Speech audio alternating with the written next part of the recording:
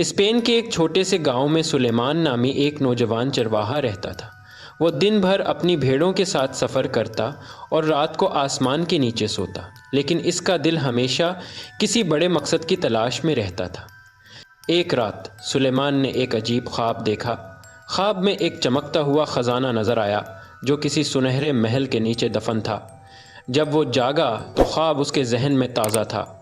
وہ سمجھ نہیں پایا کہ یہ محض ایک خواب تھا یا حقیقت کی کوئی علامت ہے۔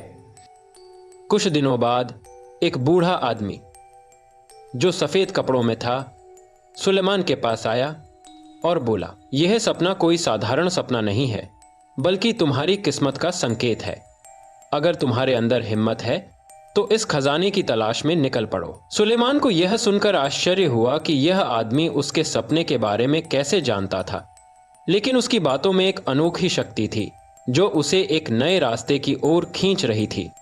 سلیمان نے ہمت کر کے اپنی یاترا شروع کی۔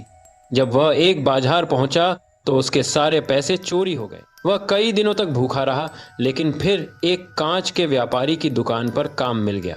وہاں اس نے سیکھا کہ دھیریہ اور محنت سے ہی سفلتا ملتی ہے۔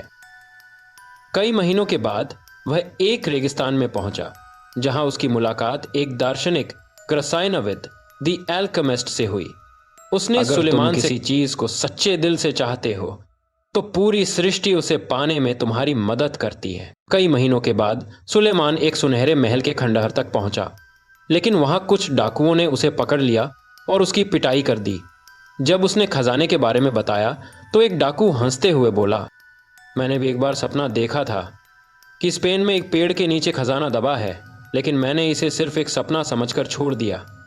وہ اپنے گاؤں لوٹا اور اسی پیڑ کے نیچے کھدائی کی جہاں وہ ہمیشہ آرام کرتا تھا، اور سچ میں وہاں سونا، ہیرے اور بہمولیہ رتن دبے ہوئے تھے۔ اسے احساس ہوا کہ اصلی خزانہ صرف دولت نہیں، بلکہ وہ سفر، سیکھ اور انوبھو تھا جو اس نے اپنی یاترا کے دوران پایا تھا۔